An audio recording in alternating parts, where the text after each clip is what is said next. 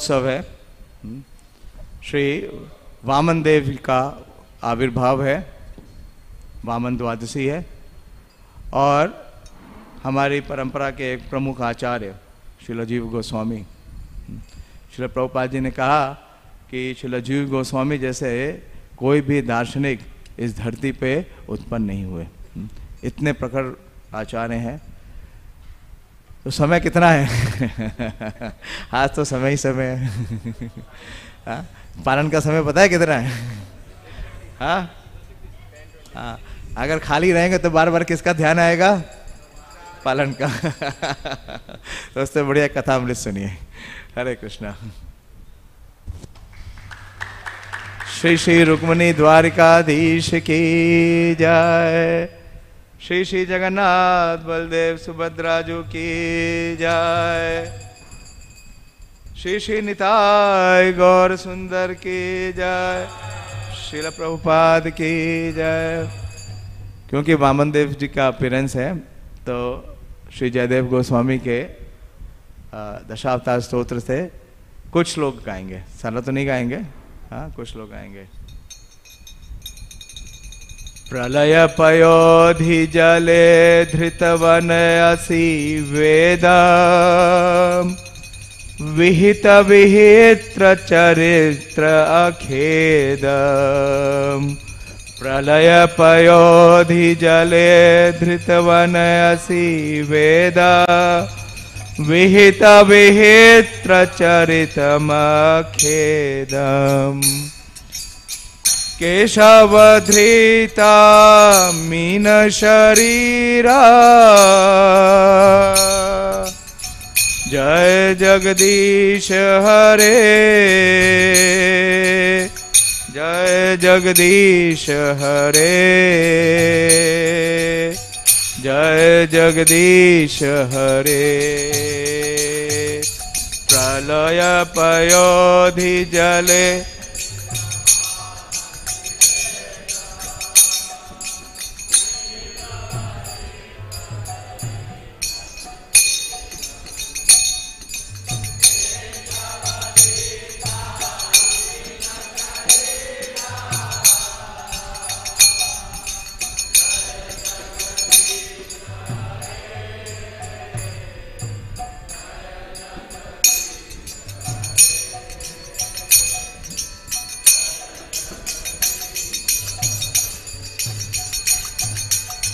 तेरी विपुल तरे त्रस्ति तव पृष्ठे धरणी धरन किनग्र ग्रहेष्टे। केशवधृता कूर्म शरीरा जय जगदीश हरे। जय जगदीश हरे। जय जगदीश हरे। श्री तेरी विपुल तरे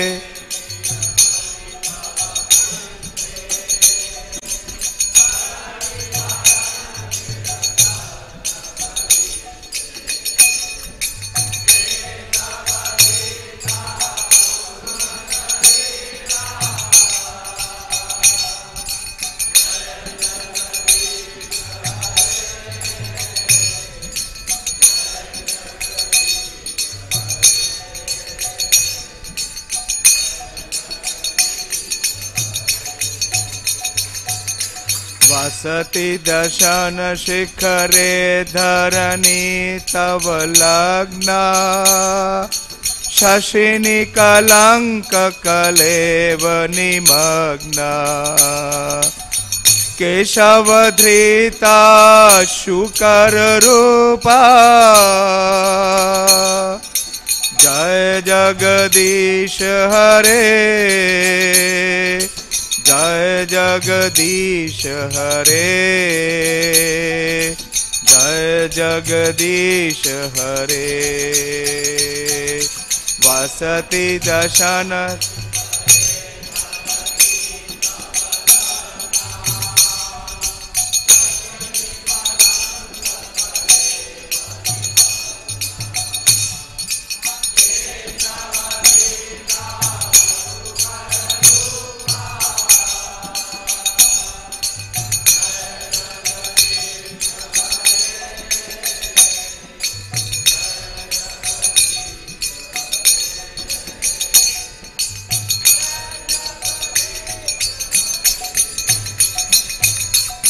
तव कर कमल वरे नखाम अद्भुत श्रृंग दलिता हिरण्यकशिपु तनु भृंगा केशवधृता नरहरि रूपा जय जगदीश हरे जय जगदीश हरे जय जगदीश हरे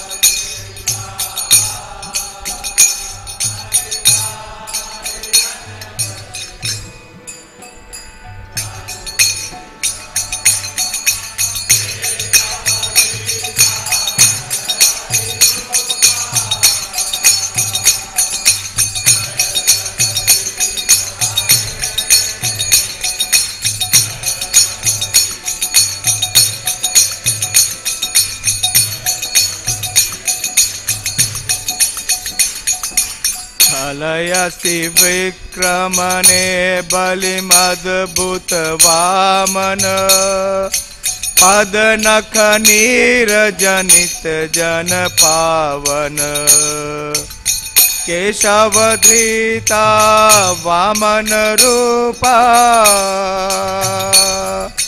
जय जगदीश हरे जय जगदीश हरे जय जगदीश हरे कलयसि विक्रम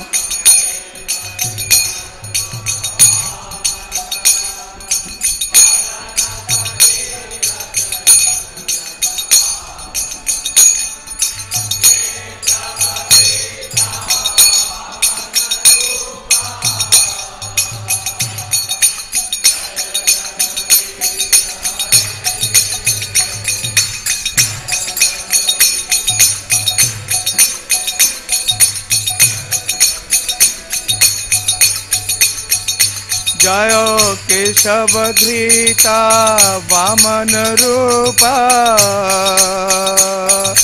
जय जगदीश हरे जय जगदीश हरे जय जगदीश हरे केशवधृता वामन रूपा जगदीश हरे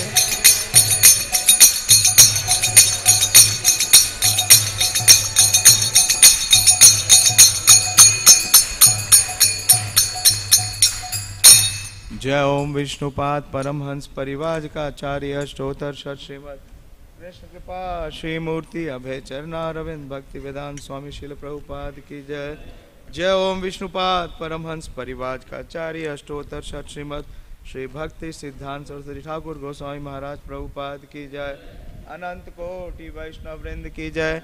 नामाचार्य श्री हरिदास ठाकुर की जय। प्रेम से कहो श्री कृष्ण चैतन्य प्रभु नित्यानंद श्री अद्वैत गदाधर शिवासादि गौर भक्त वृंद की जय। श्री श्री वामन देव आविर्भाव तिथि महामहोत्सव की जय। श्री अजीव गोस्वामी आविर्भाव तिथि महामहोत्सव की जय। निताय गौर Premanandi all glories to the assembled devotees, all glories to the assembled devotees, all glories to Shri Guru and Gauranga। हरे कृष्णा। सबसे पहले मैं हिज ग्रेस वंशीवर्धन प्रभु जी के श्री चरणों में प्रणाम करता हूँ। मेरे टीचर हैं, सोर्स ऑफ इंस्पिरेशन मोटिवेशन, जिनसे हमने शास्त्र सीख रहे हैं। हम प्रभु जी ने हमें भक्ति शास्त्री पढ़ाया और भक्ति वैभव भी पढ़ा रहे हैं, तो इन्हीं के मार्गदर्शन पे कुछ अध्ययन करने का प्रयास कर रहे हैं। आपसे तो सुनने का उत्सव है प्रभु जी आपके सामने बोलने का दुस्साहस नहीं कर सकता। आपसे अनुमति और कृपा की याचना करता हूँ कि कुछ प्रासंगिक बोल सकूँ आप सबकी प्रसन्नता के लिए और अपने शुद्धिकरण के लिए। श्री वामन देव का जो चरित्र है श्रीमद् भागवतम में बड़ा ही विस्तार से प्रस्तुत किया गया है। 8 अध्याय हैं, 8:15 से लेके 8:22 तक 8 अध्याय हैं, और बहुत ही विशेष चरित्र है, क्योंकि भगवान शत्रु के रूप में प्रस्तुत हो रहे हैं। श्रीमद् भागवतम में केवल 2 ही ऐसे चरित्र हैं जो विशेष हैं। वो है श्रील भीष्मदेव का, जिसमें भगवान शत्रु के पक्ष का समर्थन करते हैं, और ये वामन देव जो महाराज बलि के शत्रु के रूप में प्रस्तुत हो रहे हैं। लेकिन समय सीमित है। आज तो थोड़ा समय बढ़ गया है, क्योंकि आज उपवास का समय बढ़ गया है, लेकिन मेरी अपनी सीमा है, मेरी अपनी सीमा है।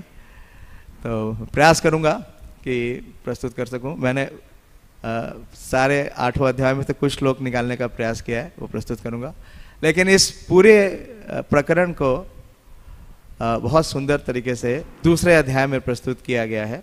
दूसरे अध्याय जिसमें विशिष्ट कार्यों के लिए निर्धारित अवतार, तो ये स्कंद 2 अध्याय 7 और श्लोक संख्या 17 आप बोर्ड पे दिखा सकते हैं।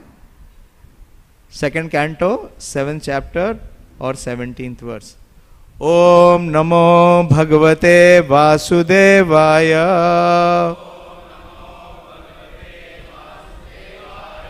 ओम नमो भगवते वासुदेवाय।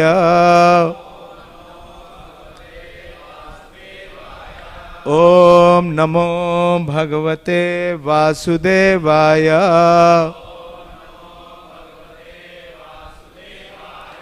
ज्यायान गुणेर अवराजा पियादिति सुतनाम। लोकान विचक्रमे मम यदथा आदि यज्ञ। क्षमां वमेन जग्रे त्रिपाद छलेन।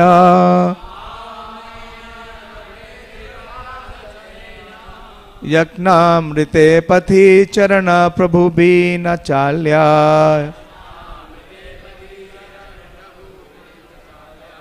समय का मैं दोहराना चाहेंगे।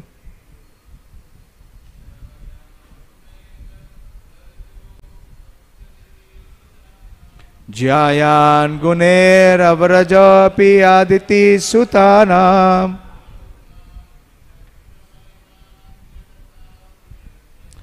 लोकान विचक्रमे माम यदथादि यज्ञ।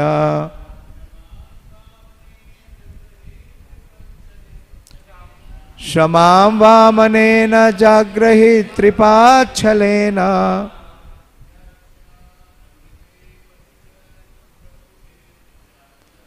यज्ञामृते प्रति चरण प्रभु भी न चाल्या।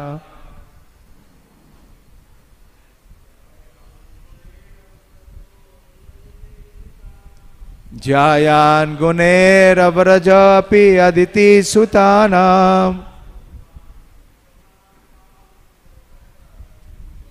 लोकान विचक्रमे माम यदथादि यज्ञ।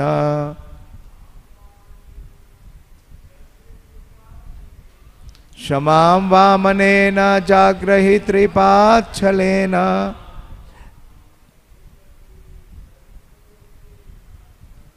यज्ञामृते पथि चरण प्रभु भी न। माता जी दोहराना चाहेंगी वैष्णवी?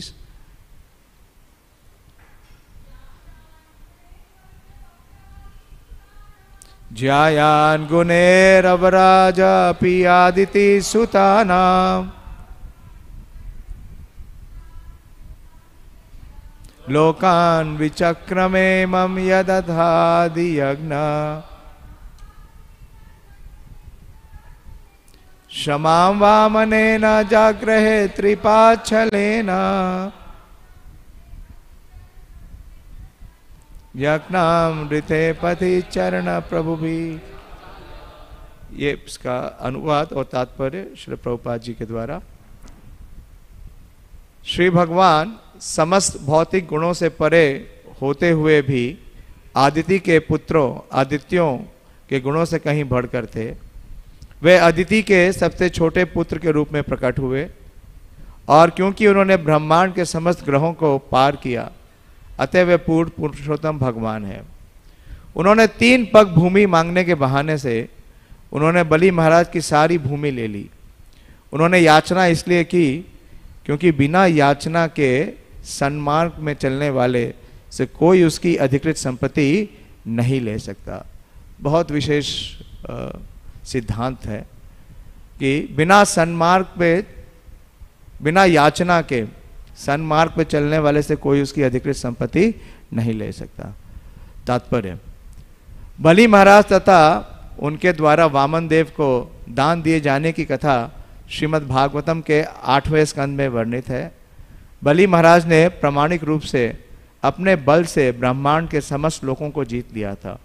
कोई भी राजा अपने पराक्रम से अन्य राजाओं को जीत सकता है और ऐसा आधिपत्य अधिकृत समझा जाता है। अतः बलि महाराज के पास ब्रह्मांड की सारी भूमि आ गई और वे ब्राह्मणों को उदारता पूर्वक दान देने वाले थे। फलतः श्री भगवान ने ब्राह्मण भिक्षुक का वेश धारण किया और बलि महाराज से 3 पग भूमि मांगी। श्री भगवान तो सभी वस्तुओं के स्वामी हैं, अतः वे चाहते तो बलि महाराज की समस्त भूमि ले सकते थे, किंतु उन्होंने ऐसा नहीं किया क्योंकि बलि महाराज ने ये सारी भूमि राजा के अधिकारों के अनुसार प्राप्त की थी। जब भगवान वामन ने बलि महाराज को इतना तुच्छ दान मांगा तो बलि के गुरु शुक्राचार्य ने इस प्रस्ताव का विरोध किया, क्योंकि उन्हें पता था कि भिक्षु के रूप में वामन देव श्री विष्णु ही थे। जब बलि महाराज को पता चल गया कि भिक्षु के रूप में भगवान श्री विष्णु ही हैं, तो उन्होंने अपने गुरु की आज्ञा की चिंता ना करते हुए मांगी हुई भूमि तुरंत ही दान देना स्वीकार कर लिया। इस समझौते के अनुसार भगवान वामन ने ब्रह्मांड की सारी भूमि पहले 2 पगों में ही नाप ली और बलि महाराज से अपना 3रा पग रखने के लिए भूमि मांगी। बलि महाराज ने अपने मस्तक पर उनका 3रा पग रखने की प्रसन्नता व्यक्त की। इस प्रकार अपने पास जो कुछ था उसे बलि महाराज ने खोया नहीं, वरन श्री भगवान के आशीर्वाद प्राप्त किया और वे उनके नित्य साथी तथा द्वारपाल बनकर उनके साथ रहे। अतः श्री भगवान के लिए सर्वस्व अर्पित करके मनुष्य कुछ भी खोता नहीं, वरन सब कुछ प्राप्त करता है, इसकी अन्यथा उसे और कोई आशा नहीं होती। ओम अज्ञान तिमिरंधस्य ज्ञानांजन शलाकया चक्षुरुन्मीलितं येन तस्मै श्री गुरुवे नमः। श्री चैतन्य मनोभीष्टं स्थापितं येन भूतले स्वयं रूप कदा मह्यं ददाति स्वपदान्तिकं। वन्देऽहं श्रीगुरो श्रीयुतपदकमलं श्रीगुरून् वैष्णवांश श्रीरूपं साग्रजातं सहगण रघुनाथान्वितं तं सजीवं साद्वैतं सावधूतं परिजन सहितं कृष्ण चैतन्य देवं श्रीराधा कृष्ण पादान् सहगण ललिता श्री विशाखान्वितं च। हे कृष्णा करुणा सिंधु दीनबंधु जगतपते गोपेश गोपिका कांत राधा कांत नमोस्तुते। ताप्त कांचन गौरांगी राधे वृंदावनेश्वरी ऋषभानुसुते देवी प्रणमामि हरिप्रिये। वाञ्छाकल्पतरुभ्यश्च कृपा सिन्धुभ्येव च पतितानां पावनेभ्यो वैष्णवेभ्यो नमो नमः। जय श्री कृष्ण चैतन्य प्रभु नित्यानंद श्री अद्वैत गदाधर शिवासादि गौर भक्त वृंद। हरे कृष्णा कृष्णा कृष्णा हरे हरे, हरे राम राम राम हरे हरे। नमो विष्णुपादाय कृष्ण पृष्ठाय भूतले श्रीमते भक्ति वेदांत स्वामिनिति नामिने। नमस्ते सारस्वते देवे गौरवाणी प्रचारिणे निर्विशेष शून्यवादी पाश्चात्य देश तारिणे। हरे कृष्णा। तो ये जो भगवान की लीला है, जैसे श्रील जयदेव गोस्वामी बोल रहे हैं कि छलयसी विक्रमण बलिम अद्भुत वामन, कि भगवान क्या करने के लिए प्रकट हुए? छल करने के लिए। देखिए भगवान का जो रूप है, जो उनका आविर्भाव होता है, उसके पीछे कोई ना कोई विशेष कारण होता है, प्रयोजन होता है। अकारण तो भगवान आते नहीं।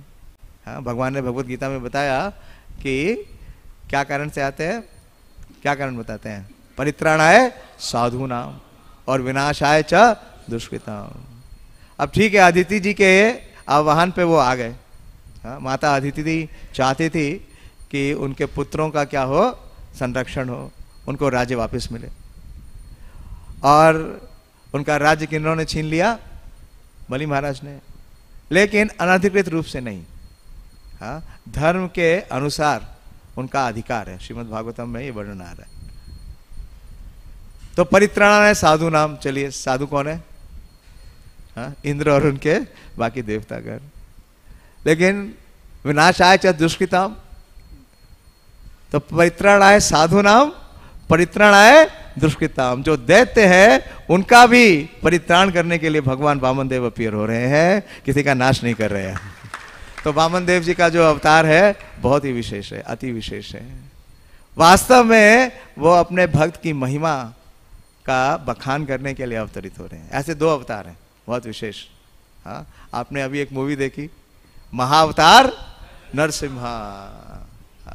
प्रहलाद लाद दाहिने।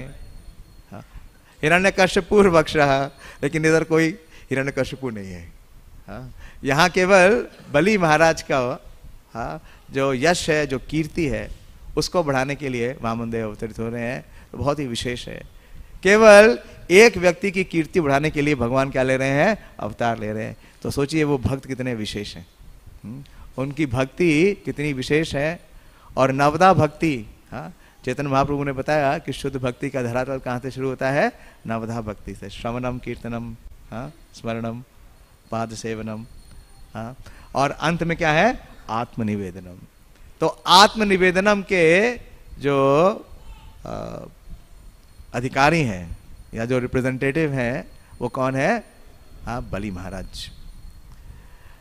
तो बड़ा सुंदर प्रसंग है। और ये प्रसंग शुरू होता है परीक्षित महाराज के प्रश्न से। 15वां अध्याय जो है 8वें स्कंद का, उसमें महाराज परीक्षित ने पूछा कि पूर्ण पुरुषोत्तम भगवान प्रत्येक वस्तु के स्वामी हैं। भगवान ने क्या कहा? सर्वलोका महेश्वर। तो फिर उन्होंने निर्धन व्यक्ति की भांति बलि महाराज से 3 पग भूमि क्यों मांगी? तो देखिए सब स्थानों में यही वर्णन आ रहा है कि उन्होंने क्या किया। उनका अवतार किस लिए हुआ? 3 पग भूमि मांगने के लिए। भगवान ने कई स्थानों पे अपना विश्व रूप दिखाया, विराट रूप दिखाया, लेकिन वामन देव जैसा विराट रूप या विश्व रूप उन्होंने कहीं नहीं दिखाया। ना तो कुरुक्षेत्र के मैदान पे और ना ही ब्रह्मांड घाट पे, ना दुर्योधन की सभा में। जो रूप उन्होंने विश्व रूप दिखाया महाराज बलि की यज्ञशाला में, ऐसा उन्होंने कहीं नहीं दिखाया। तो पूछ रहे हैं कि निर्धन व्यक्ति की भांति बलि महाराज से 3 पग भूमि क्यों मांगी जब उन्हें मुंह मांगा दाल मिल गया। तो ठीक है, पहले तो 3 पग भूमि मांगी, ये बड़ा विस्मित करने वाला है। हाँ, स्वयं भगवान क्या बन गए? एक भिक्षुक बन गए, भगवान भिखारी बन गए। और जब उन्हें वो वरदान मिल गया, जब उन्हें वो दान मिल गया, जब उनकी मुंह मांगी वस्तु उनको मिल गई, तो फिर उन्होंने बलि महाराज को बंदी क्यों बनाया? हाँ, अगर नहीं मिलता तब तो बंदी बनाते, लेकिन मिल गया, जो वांछित था वो फल प्राप्त हो गया, उसके बाद भी उन्होंने बंदी बना लिया। मैं इन विरोधाभासों के रहस्यों को जानने के लिए अत्यंत उत्सुक हूं। तो इस प्रकार से ये प्रसंग शुरू होता है। और वास्तव में जो भगवान बोलते हैं भगवद गीता में कि जन्म कर्म च में दिव्यम। हाँ, तो उनका जन्म भी दिव्य है, क्योंकि वामन देव कैसे उत्पन्न हुए? एक पयोव्रत व्रत के द्वारा। हाँ, अगर इसकी पृष्ठभूमि में जाएं तो असुरों और देवों का क्या है? संग्राम है। और असुरों ने देवों को परास्त कर दिया और उनकी जो नगरी है या उनका जो स्थान है उसे छीन लिया, उसे जीत लिया। छीन नहीं लिया, जीत लिया।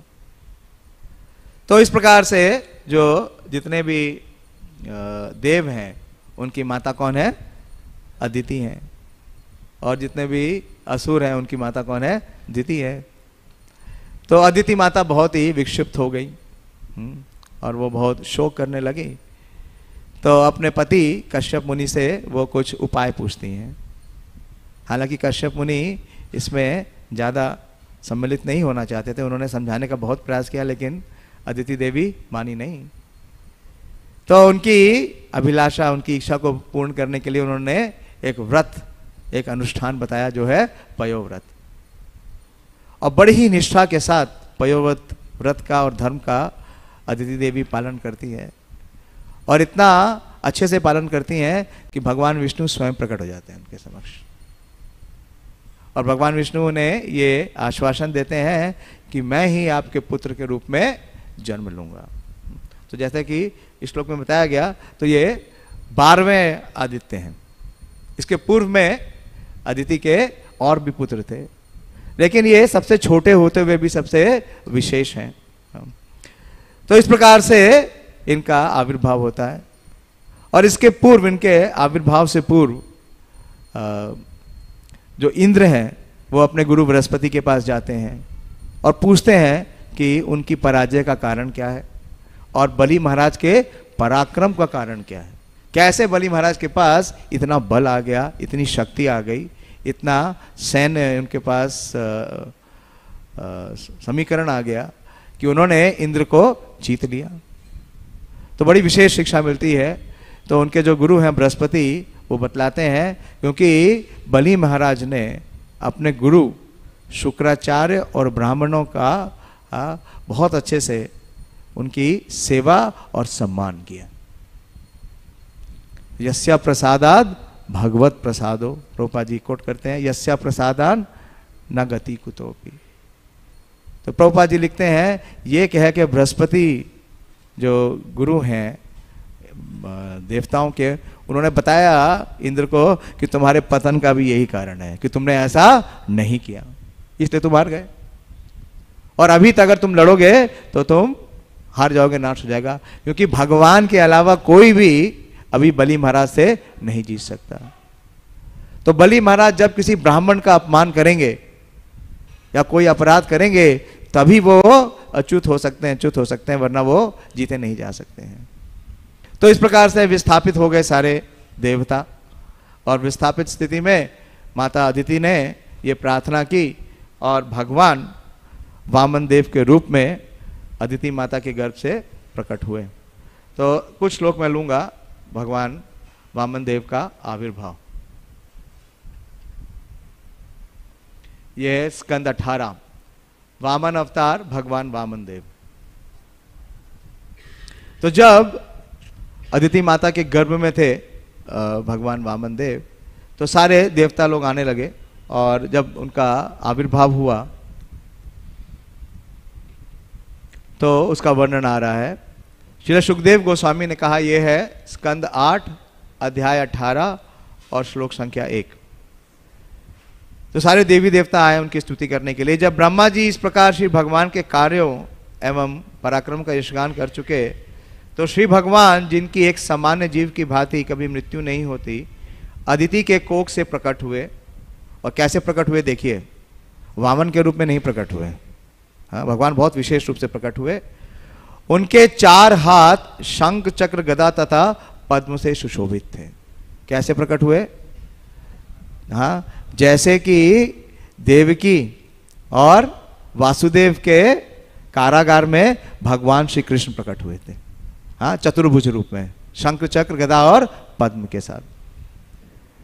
वे पीतांबर ग्रहण किए हुए थे और उनकी आंखें खिले हुए कमल की पंखुड़ियों जैसे प्रतीत हो रही थी।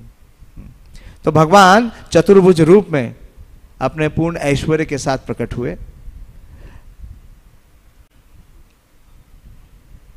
पूर्ण पुरुषोत्तम भगवान की देह सांवले रंग की थी और समस्त उन्मादों से मुक्त थी।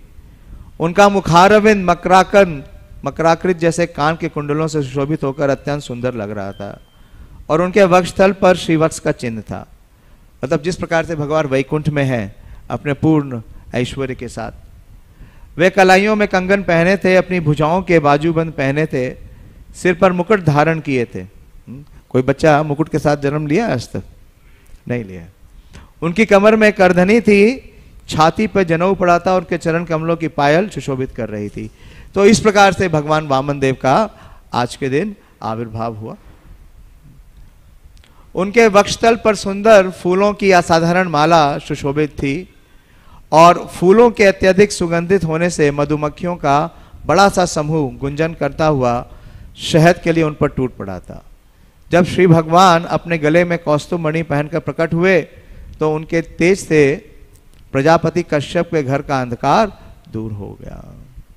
और विशेष रूप से ये वर्णन श्रीमद् भागवतम में आ रहा है कि सभी दिशाओं में, सभी प्राणियों के हृदय में क्या हो गया? एक बहुत बड़ा उत्सव, एक हर्ष की जो उल्लास है उसका प्रवाह हुआ। उसी समय सभी दिशाओं में, नदी तथा सागर जैसे जलागरों में तथा सभी के हृदय में प्रसन्नता व्याप्त हो गई। विभिन्न ऋतुएं अपने अपने गुण दिखाने लगी तथा उच्च लोक, ब्रह्म, आकाश एवं पृथ्वी के सारे जीव हर्षित हो उठे। देवता, गाय, ब्राह्मण तथा सारे पर्वत हर्ष से पूरित हो गए। वास्तव में भगवान का जब आविर्भाव है तो क्या हो जाता है? पूरा जगत क्या हो जाता है? हर्षित। वास्तव में ये उत्सव है, ये जन्मोत्सव है, ये महोत्सव है, जब पूरा विश्व क्या करता है? झूमता है और नाचता है। तो देखिए, श्रावण द्वादशी, भद्र मास की शुक्ल पक्ष की द्वादशी, आज क्या है? भद्र मास की शुक्ल पक्ष की द्वादशी के दिन जब चंद्रमा श्रवण राशि पे था और शुभ अविभाजित मुहूर्त था, श्री भगवान इस ब्रह्मांड में प्रकट हुए। श्री भगवान के प्राकट को अत्यंत शुभ मानकर सूर्य से लेकर शनि आदि समस्त तारे तथा ग्रह अत्यंत उदार बन गए।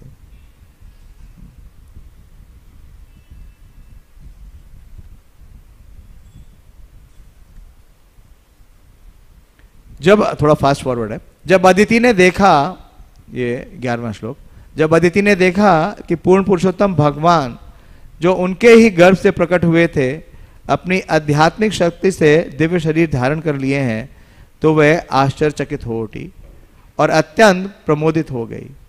उस बालक को देखकर प्रजापति कश्यप परम सुख एवं आश्चर्य के वशीभूत होकर जय जय की घोष करने लगे। जय जय श्री वामन देव आविर्भाव तिथि महामहोत्सव के।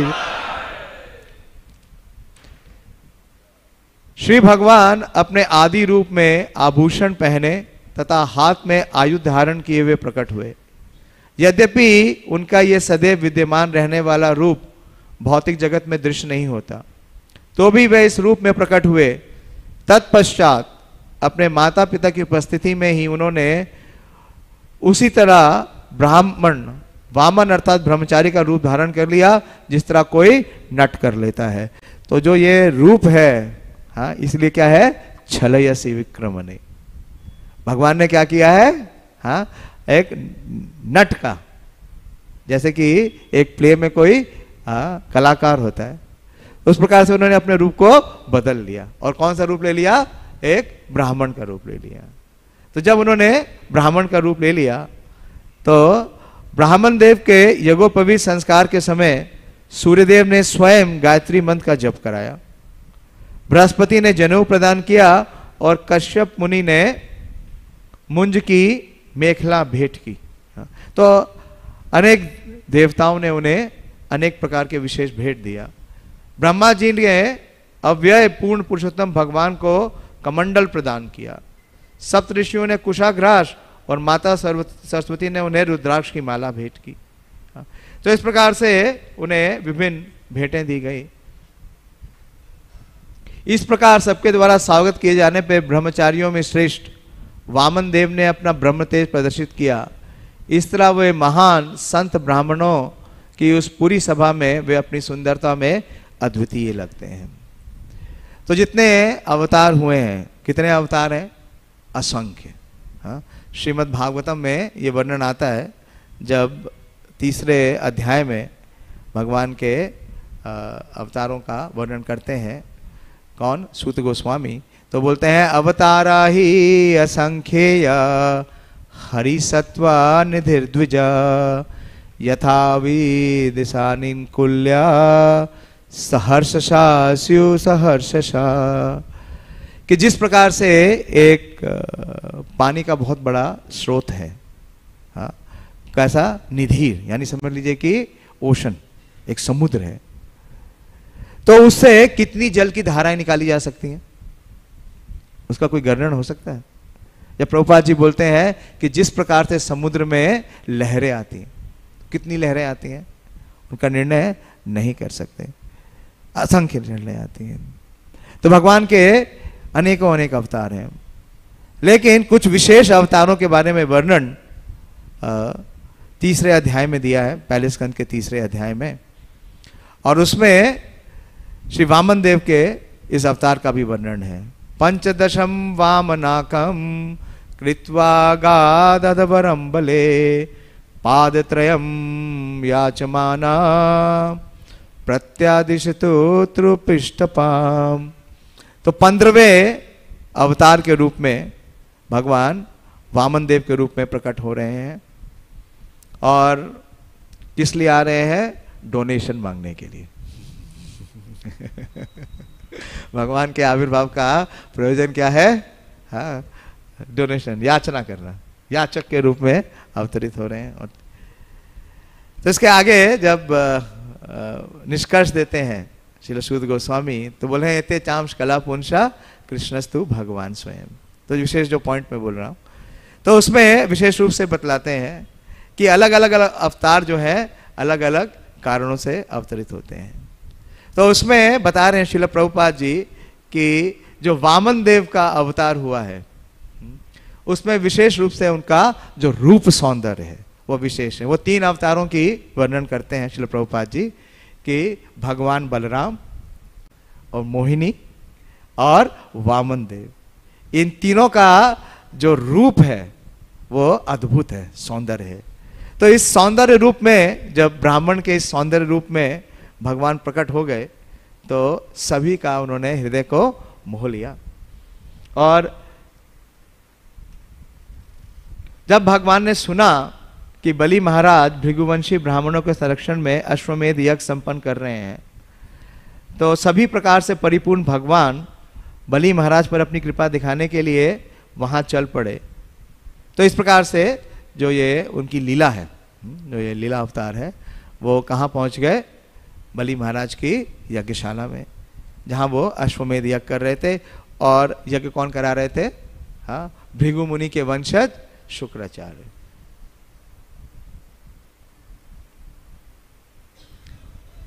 और जब वो उस यज्ञशाला में पहुंचे तो सबका हृदय और ध्यान उन्होंने आकृष्ट किया, और महाराज बलि ने उनका स्वागत किया और धर्मानुसार उनका पाद प्रक्षालन किया और उनसे निवेदन किया कि आपकी मैं क्या सेवा कर सकता हूँ, किस प्रकार से मैं आपका सेवा कर सकता हूँ।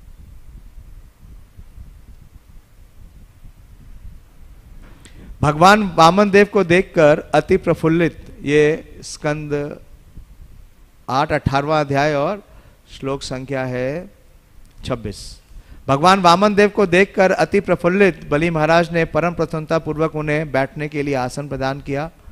श्री भगवान के शरीर के सुंदर अंगों का उनकी शरीर की सुंदरता के समान को रूप से योगदान दे रहे थे। जैसे मैंने बताया कि उनका जो रूप लावण्य है, उनका जो रूप सौंदर्य है, वो बड़ा ही आकर्षक था। इस प्रकार मुक्त आत्माओं को सदैव सुंदर लगने वाले पूर्ण पुरुषोत्तम भगवान का समुचित स्वागत करने पर बलि महाराज ने उनके चरण कमल पखार कर उनकी पूजा की। तब बलि महाराज ने वामन देव से कहा, हे ब्राह्मण, मैं आपका हार्दिक स्वागत करता हूं और आपको सादर नमस्कार करता हूं। कृपा बतलाइए कि हम आपके लिए क्या करें। हम आपको ब्रह्म ऋषियों की तपस्या का साकार रूप मानते हैं। तो इस प्रकार से उन्होंने सम्मान किया। हालांकि एक बौने, एक बालक के रूप में बलि महाराज की सभा में भगवान वामन देव पहुंचे। और जब इस प्रकार से उनका स्वागत किया गया तो भगवान वामन देव ने कहा, नेक्स्ट चैप्टर पे जा रहा हूँ, चैप्टर 19 और श्लोक संख्या है 16। हे दैत्यराज, वामन देव ने कहा, ऐसे कुलीन एवं मुक्त हस्त दान देने वालों में आपसे मैं अपने पैरों की माप की केवल 3 पग भूमि की याचना करता हूं। समझ लीजिए, कोई अंबानी के पास जाए, हाँ अंबानी है ना आज के देश में, इस देश के सबसे धनी व्यक्ति, और उसे बोले क्या चाहिए, बोले 3 गिलास पानी दे दो। क्या दे दो? 3 गिलास पानी। बोला पानी लेने मेरे पास क्यों आए हो? अगर अंबानी के पास जाओ तो कुछ मांगा, बोला 3 चांदी के गिलास दे दो, कम से कम ये तो मांगो। ये क्या मांगा है? 3 गिलास पानी दे दो। हे समस्त ब्रह्मांड के नियामक राजा, यद्यपि आप अत्यंत उदार हैं और जितनी भूमि चाहूं मुझे दे सकते हैं, किंतु मैं आपसे अनावश्यक वस्तु नहीं मांगना चाहता। बहुत विशेष सिद्धांत है।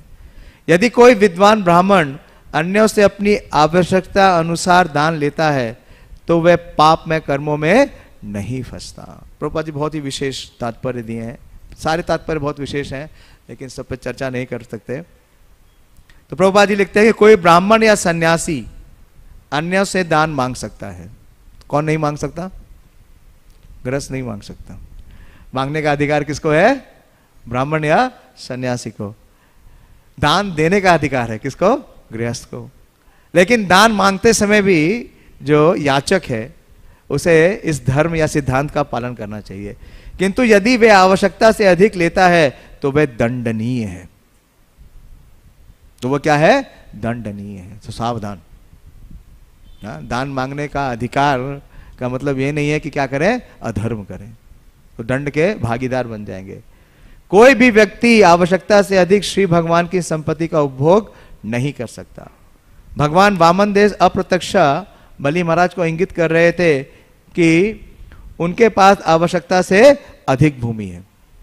तो एक और कारण है भगवान का ऐसा बोलने का, क्योंकि वो बता रहे थे वास्तव में किसको रिप्रेजेंट कर रहे हैं भगवान? इंद्र को। और इंद्र के राज को किसने ले लिया? बलि महाराज ने। आवश्यकता नहीं थी, जितना था उसी में उनको संतुष्ट रहना चाहिए। भौतिक जगत में सारे कलेश अपव्यय के कारण है। प्रभुपाद जी बहुत विशेष दे रहे हैं, हाँ सिद्धांत, कि भौतिक जगत में सारे कलेश अपव्यय के कारण। अपव्यय का मतलब जानते हैं? जरूरत से ज्यादा खर्च करना। तो खर्च करना क्या है? ये कोई कला नहीं है, ये क्या है? अधर्म है। मनुष्य अंधाधुंध धन एकत्रित कर लेता है और उसका वह अपव्यय भी करता है। ऐसे कार्यकलाप पाप में है। सारी संपत्ति पूर्ण पुरुषोत्तम भगवान की है और सारे जीव श्री भगवान की संतान होने के कारण अपने परम पिता की संपत्ति का उपयोग करने के अधिकारी है, किंतु कोई आवश्यकता से अधिक नहीं ले सकता। इस सिद्धांत का पालन ब्राह्मणों या सन्यासियों को विशेष रूप से करना चाहिए, क्योंकि वे अन्यों के बल पर पलते हैं। इस तरह वामन देव एक आदर्श याचक थे, क्योंकि उन्होंने केवल 3 पग भूमि मांगी। निसंदेह उनके पगों में तथा एक समान व्यक्ति के पगों में अंतर है। पूर्ण पुरुषोत्तम भगवान अपने अचिंत्य पराक्रम से अपने पादचाप को असीम माप से सारे ब्रह्मांड को घेर सकते हैं, जिससे ऊर्ध्व, अधो तथा मध्य लोक सम्मिलित है। तो इस प्रकार से ये सिद्धांत सिद्ध किया श्री वामन देव ने कि क्या होना चाहिए कि व्यक्ति को केवल, प्रभुपाद ने क्या कहा? Simple living and high thinking. अभी क्या है? High living and poor thinking. Thinking है ही नहीं। आगे बोल रहे कि वामन देव अपने कल्याण के नहीं अपितु अपने भक्तों के कल्याण के लिए बलि महाराज के पास गए थे। कौन से भक्त? उनके सकाम भक्त, हाँ सारे देवता। भक्तगण श्री भगवान को प्रसन्न करने के लिए अपने निजी स्वार्थों की बलि चढ़ा देते हैं। इसी तरह श्री भगवान ने अपने निजी स्वार्थ ना रखते हुए, तो देखिए हाँ कि भक्तों को तो सुना है कि भगवान के लिए क्या करते हैं? अपने निजी स्वार्थ की बलि चढ़ा दें, लेकिन बलि महाराज की यज्ञशाला में भगवान ने अपने स्वार्थ को, हाँ, अपना जो सर्वलोक महेश्वर की जो उनकी स्थिति है उसको उन्होंने क्या किया, त्याग दिया। वे अपने निजी स्वार्थ ना रखते हुए भक्तों के लिए कुछ भी कर सकते हैं। जो स्वयं पूर्ण है और भला कोई स्वार्थ कैसे होगा। तो इस प्रकार से उन्होंने ये 3 पग भूमि मांग ली और परिहास किया बलि महाराज ने। बोला ये तो आपने बहुत ही कम मांगा है, मुझे मेरा अपमान किया आपने ऐसा दान मांग के आप एक तरीके से मेरा अपमान कर रहे हैं। लेकिन उस समय बहुत विशेष शिक्षा है जो वामन देव देते हैं। श्री भगवान ने कहा, हे राजन, जिन मनुष्यों की इंद्रियां वश में नहीं है उन्हें तीनों लोकों में इंद्रियों को तृप्त करने के लिए जो कुछ भी है वे सब मिलकर भी वे संतुष्ट नहीं कर सकता। इसका सबसे बड़ा उदाहरण कौन है? रावण। रावण, हाँ। जब हनुमान जी लंका में प्रवेश करते हैं तो वाल्मीकि रामायण में जो रावण का ऐश्वर्य है उसका बड़ा ही विस्तार से वर्णन है और वो ऐश्वर्य इंद्र के ऐश्वर्य से कम नहीं, ज्यादा ही है। इतना कुछ होने के बाद, इतनी भोग की सुविधा होने के बाद भी वो क्या था, संतुष्ट नहीं था। इसलिए भगवान बोल रहे हैं वामन देव के रूप में कि जिस मनुष्य की इंद्रियां वश में नहीं है उसे तीनों लोगों की इंद्रियों को तृप्त करने के लिए जो कुछ भी मिले उससे वो संतुष्ट नहीं होता। तो जो मनुष्य जीवन है, प्रभुपाद जी बोलते हैं, किंतु वास्तव में जीवन का उद्देश्य इंद्रिय तृप्ति में ना होकर आत्म साक्षात्कार है। अतएव जो लोग इंद्रिय तृप्ति के प्रति अधिक आसक्त होते हैं उन्हें अष्टांग योग पद्धति का अभ्यास करने की सलाह दी जाती है। तो इसलिए हम देखते हैं कि श्रीमद् भागवतम में, हाँ, पूर्व में कई राजाओं ने अष्टांग योग पद्धति ली। हम देखते हैं विशेष रूप से धृतराष्ट्र को, धृतराष्ट्र ने अष्टांग योग पद्धति अपना करके उन्होंने, हाँ, अपनी परम गति प्राप्त की। तो ये कारण है। तो श्रील प्रभुपाद जी लिख रहे हैं कि इस सर्वोच्च संस्कृति की शिक्षा देने के लिए वर्णाश्रम धर्म की संस्तुति की गई है। वर्णाश्रम विभागों अर्थात ब्राह्मण, क्षत्रिय, वैश्य, शूद्रों एवं ब्रह्मचारी, गृहस्थ, वानप्रस्थ तथा संन्यास का उद्देश्य इंद्रियों को वश में करने और कम से कम आवश्यकताओं में संतुष्ट रहने की शिक्षा देता है। एक आदर्श ब्रह्मचारी के रूप में भगवान वामन देव बलि महाराज की इस भेंट को ठुकराते हैं कि वे जो चाहे सो मांग लें। वे कहते हैं कि संतोष के बिना कोई कभी सुखी नहीं रह सकता, भले ही उसे सारा जगत या सारे ब्रह्मांड की संपत्ति क्यों ना मिल जाए। सुखी बनने और जीवन की न्यूनतम आवश्यकताओं से संतुष्ट रहने एवं हरे कृष्ण महामंत्र का कीर्तन, हरे कृष्णा कृष्णा कृष्णा हरे हरे, हरे राम राम राम हरे हरे करके बड़ी आसानी से आत्म साक्षात्कार के लिए समय बचाया जा सकता है। तो ये है simple living and high thinking, और इसको स्थापित करने के लिए श्री वामन देव का अवतार हुआ। तो इस प्रकार से उन्होंने काफी विशेष ये संदेश और आदेश दिया। आगे बोलते हैं कि प्रारब्ध से जो कुछ भी प्राप्त होता है उसी से संतुष्ट रहने वाला ब्राह्मण की आध्यात्मिक शक्ति में प्रबद्धता निरंतर बढ़ती जाती है। तो जो ब्राह्मण है या जो प्रगति करना चाहते हैं भक्ति में, तो उसके लिए जो सिद्धांत है या जो फॉर्मूला है यहाँ श्री वामन देव बता रहे हैं कि जो कुछ भी प्राप्त हुआ है उसी से संतुष्ट रहे। बिल्कुल वैसा ही श्लोक है जैसा भगवत गीता में है। यह है 19वें अध्याय का 26वां श्लोक। यदीक्षा लाभ तुष्टस्य तेजो विप्रस्य वर्धते। भगवान भगवत गीता में कहते हैं यदीक्षा लाभ संतुष्टो द्वंद्वातीतो विमत्सर। तो और आगे बोलते हैं बलि महाराज को कि आप क्या हैं, आप वरद ऋषभात हैं। तस्मात् त्रिणी पादन्येव वृणेत्वाद वरदश भात।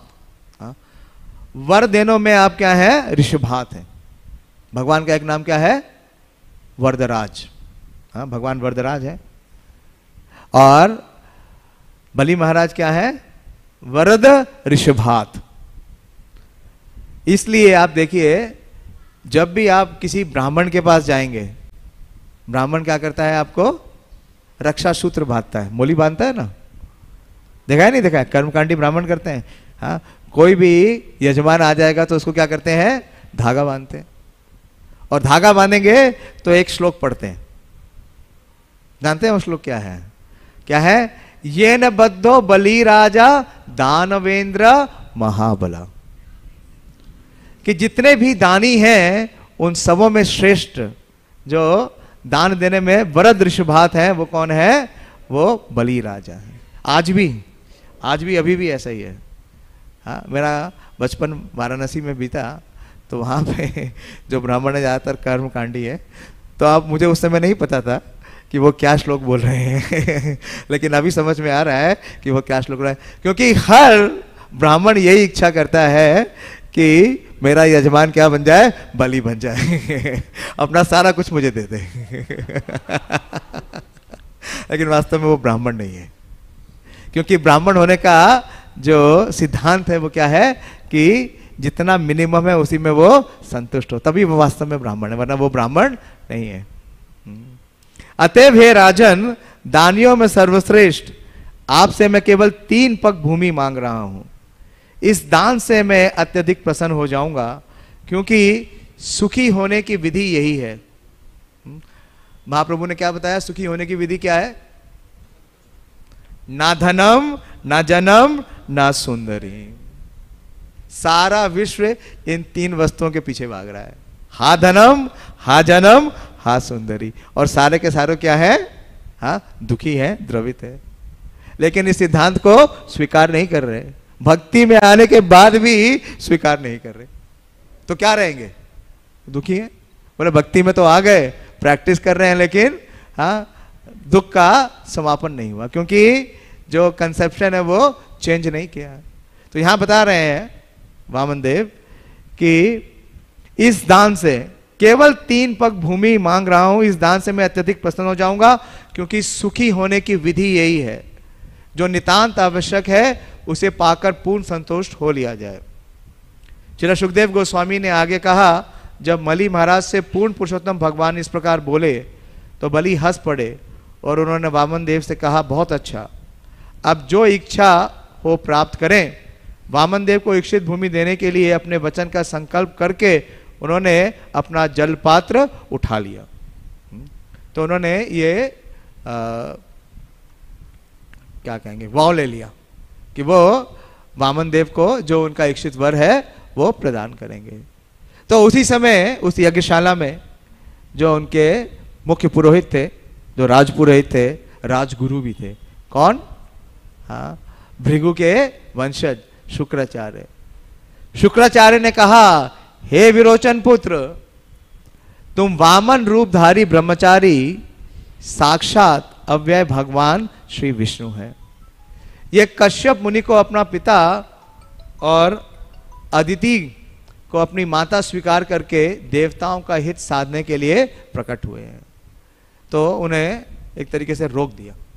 शुक्राचार्य ने कहा कि अरे क्या कर रहे हो, ये तुम ब्रह्मचारी समझ रहे हो, एक इसे ब्राह्मण समझ रहे हो, ये ना तो ब्रह्मचारी है और ना ही ब्राह्मण है। ये कौन है? ये स्वयं भगवान श्री विष्णु है।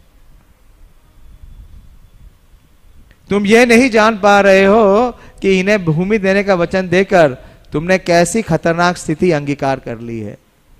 मेरी समझ में यह वचन प्रतिज्ञा तुम्हारे लिए ठीक नहीं है, इससे असुरों को भारी क्षति होगी। यह दीक्षा लाभ संतुष्टो नहीं है। किसके बारे में विचार कर रहे हैं? क्षति के बारे में। जो व्यक्ति ऊपर से ब्रह्मचारी लग रहा है, वास्तव में पूर्ण पुरुषोत्तम भगवान श्री हरि है, जो तुम्हारी सारी भूमि, संपत्ति, सौंदर्य, शक्ति, यश और विद्या लेने के लिए इस रूप में आया है। यह तुम्हारा सर्वस्व छीनकर तुम्हारे शत्रु इंद्र को दे देगा। ऐसा ही नहीं करेंगे कि लेके अपने पास रख लेंगे, अपने पास नहीं रखेंगे, तुम्हारे जो शत्रु है उसे दे देगा। तो प्रभुपाद जी तात्पर्य में लिखते हैं कि जब शुक्राचार्य ने देखा कि बलि महाराज ने अपनी सारी संपत्ति को खतरे में डाल दिया है, तो वे समझ गए कि इससे ना केवल राजा पर अपितु स्वयं शुक्राचार्य के परिवार पर भी वज्रपात हो। तो असली समस्या ये है। क्यों रोक दिया शुक्राचार्य ने? क्योंकि उनको लगा कि राजा किससे विहीन हो जाएगा? ऐश्वर्य से विहीन हो जाएगा। तो ऐश्वर्य विहीन राजा का पुरोहित भी क्या होगा? धन से और आवश्यकताओं से विहीन हो जाएगा। एक वैष्णव और एक स्मार्त ब्राह्मण में यही अंतर होता है। मुझे स्मरण है कि जब हमारा राधा पारसारथी मंदिर बन रहा था, तो मंदिर के एक दानदाता भक्त, हाँ, उनके पास हमारे इंजीनियर पहुंच जाते थे जो बना रहे थे मंदिर। जब सीमेंट ख़त्म हो जाए या जब लोहा ख़त्म हो जाए या जब ईंटें ख़त्म हो जाए कि आप धन दीजिए और बनाइए। तो एक बार जब वो पहुँचे उनके पास, तो उनके बैंकर सामने बैठे हुए थे और बोल रहे थे कि हमारा लोन क्यों नहीं दे रहे हो? तुमने हमसे लोन लिया इंडस्ट्री चलाने के लिए, लेकिन वो पैसा इंडस्ट्री चलाने में नहीं लगा रहे हो। कहाँ लगा रहे हो? मंदिर बनाने में। हाँ, बोला हमारा लोन वापस करो। इस तरह हमारा लोन क्या हो जाएगा? डूब जाएगा। तो उन्होंने बहुत बातें सुनाई और वो भक्त चुपचाप सुनते रहे। और जब वो चले गए बैंकर, तो उन्होंने पूछा कि बताइए इंजीनियर साहब आप क्यों आए? तो बोले मंदिर बनना बंद हो गया क्योंकि क्या है, सामग्री समाप्त हो गई। तो बोले क्या चाहिए? बोले इतनी सीमेंट चाहिए, इतना लोहा चाहिए। बोलिए आ जाएगा। बोले आएगा कैसे? आपके पास तो धन है ही नहीं। आपने जो भी धन ले रखा है वो तो बैंक का धन है, और बैंक के धन से आप मंदिर बना रहे हैं। तो ये वास्तव में क्या है? भक्त है, एक वैष्णव है। हाँ। और स्मार्त क्या सोचता है? अपने घर के बारे में सोचता है, अपने उदर के बारे में सोचता है। तो ये विशेष रूप से प्रभुपाद जी ये बता रहे हैं, जब वैष्णव सदैव पूर्ण पुरुषोत्तम भगवान की प्रसन्न करने में रुचि लेता है। शुक्राचार्य जी के कथन से प्रतीत होता है, प्रभुपाद जी लिख रहे हैं शुक्राचार्य जी, क्योंकि वो क्या है? स्मार्त है ना। कि कथन से प्रतीत होता है कि वे हर दृष्टि से स्मार्त ब्राह्मण थे जिन्हें निजी लाभ में ही रुचि थी। श्री प्रभुपाद जी एक और अपने इसमें तात्पर्य में लिखते हैं, विशेष रूप से जब अर्जुन बोलते हैं कि गुरुन हत्वा ही महानुभावन श्रेयो भोक्तम भैक्षम अपी है लोके। तो प्रभुपाद जी कहते हैं कि ऐसा गुरु जो आर्थिक सहायता लेता है किससे? जो अधर्म के राह पे चल रहा है, वो अपना स्थान पहले ही खो चुका है। तो भगवान को सेवा से अवरुद्ध करने के कारण जो शुक्राचार्य है वो अपना स्थान पहले ही खो चुके हैं। तो लेकिन बलि महाराज ने अपने प्रण को क्रियान्वित किया। तो देखिए सर्वप्रथम वामन देव ने एक पग से तीनों लोगों को तो बोलने लगे। शुक्राचार्य ने बताया उन्हें कि देखिए दो प्रकार की आसक्ति है, एक आसक्ति भगवान के प्रति और एक आसक्ति संसार के और पुत्रों के प्रति। तो शुक्राचार्य उन्हें बोलते हैं कि वामन देव एक पग से तीनों लोगों को घेर लेंगे, तत्पश्चात वे दूसरा पग भरेंगे और ब्रह्म आकाश की प्रत्येक वस्तु को ले लेंगे और अपने विश्व रूप का विस्तार करके सर्वस्व पर अधिकार जमा लेंगे। तब तुम्हें तीसरा पग लगने के लिए स्थान कहां मिलेगा? प्रभु बोल तो क्लास लेना। तो इसी प्रकार से पहले उन्हें बता दिया कि परिणाम क्या होने वाला है, कि आपका सर्वस्व ले लेंगे। तो ऐसे ही संजय जब धृतराष्ट्र को भगवत गीता बता रहे थे तो बतला दिया, हाँ, यत्र योगेश्वर कृष्णा यत्र पार्थ धनुर्धरा तत्र श्री विजयो भूति धुआ नीतिर मतिर्ममा। लेकिन उनकी आसक्ति किसमें थी? अपने पुत्रों में, और पुत्रों में भी नहीं, राज्य में। लेकिन उन्होंने युद्ध को रोका नहीं। हाँ, युद्ध रोक सकते थे ना, युद्ध रोका नहीं, क्योंकि उनको क्या था? होप अगेंस्ट होप, कि वहां पे भीष्मदेव भी हैं, द्रोण भी हैं, हो सकता है कि उनके कारण मेरे पुत्र विजय हो जाए। लेकिन यहां बता दिया शुक्राचार्य जी ने कि आपका सर्वस्व छीन लेंगे और आपको पूरी तरह ये बन के आए हैं भिक्षुक, लेकिन वास्तव में भिक्षुक किसको बना देंगे? आपको, सब कुछ हरण कर लेंगे आपका। लेकिन तब भी बलि महाराज क्या हुए? उससे अडिग रहे, उन्होंने अपने संकल्प को छोड़ा नहीं। तो इस प्रकार से कई तर्क देते हैं और ये भी बोलते हैं कि तुम दान नहीं दोगे तो भी अधर्म नहीं है। हाँ, क्या कारण देते हैं? क्योंकि तुमने ओम नहीं बोला, दान देने से पहले तुमने ओम नहीं कहा। और कई प्रकार के सिद्धांत बोलते हैं कि दान का 5 भाग होना चाहिए। तो इस प्रकार से उन्होंने कई सिद्धांत बोले, लेकिन ऐसा नहीं किया। बलि महाराज ने उनकी कोई बात नहीं सुनी, उनकी अवज्ञा कर दी। तो जब उनकी अवज्ञा कर दी तो शुक्राचार्य इतने कुपित हुए कि शुक्राचार्य ने उनको श्राप दे डाला। लेकिन उससे भी जरा भी बलि महाराज विचलित नहीं हुए। उन्होंने अपनी भार्या को बुलाया और जो प्रक्रिया है उससे उन्होंने वो दान दिया। और बोलते हैं बलि महाराज कि मैं महाराज प्रहलाद का पौत्र हूं, जब मैं पहले ही कह चुका हूं कि यह भूमि दान में दूंगा, तो फिर धन के लालच में मैं अपने वचन से किस तरह विचलित हो सकता हूं? मैं किस तरह से एक सामान्य ठग का आचरण कर सकता हूं, वह भी एक ब्राह्मण के प्रति? तो प्रभुपाद जी बहुत विशेष तात्पर्य लिखते हैं। प्रभुपाद जी लिखते हैं कि 2 प्रकार के सिद्ध अवस्था 2 प्रकार के होती है। एक है साधना सिद्ध और कृपा सिद्ध, नित्य सिद्ध के अलावा साधना सिद्ध और कृपा सिद्ध। तो वास्तव में जो बलि महाराज हैं वो क्या है? वो कृपा सिद्ध हैं। उन्हें किसकी कृपा प्राप्त हुई? प्रहलाद महाराज की, प्रहलाद महाराज की भी और भगवान की भी। 3 उदाहरण देते हैं यज्ञ पत्नियों का, क्योंकि यज्ञ पत्नी क्या थी? स्मार्त ब्राह्मणों की पत्नियां थी। और बलि महाराज और श्रील सुखदेव गोस्वामी। इस प्रकार बलि महाराज को प्रहलाद महाराज की कृपा प्राप्त थी और प्रहलाद महाराज की कृपा के बल पर उन्होंने भगवान श्री विष्णु की कृपा भी प्राप्त हो गई, जो उनके समक्ष ब्रह्मचारी भिक्षु के रूप में प्रकट हुए थे। इस प्रकार बलि महाराज कृपा सिद्ध बन गए क्योंकि उनके ऊपर गुरु तथा भगवान श्री कृष्ण दोनों की विशेष कृपा दृष्टि थी। तो जैसा हम देखते हैं, वास्तव में बलि महाराज ने शिक्षा किससे ग्रहण की? प्रहलाद महाराज से। और प्रहलाद महाराज ने शिक्षा किससे ग्रहण की? नारद मुनि से, चंड और अमर से नहीं। ऐसे ही बलि महाराज ने शुक्राचार्य से शिक्षा ग्रहण नहीं की।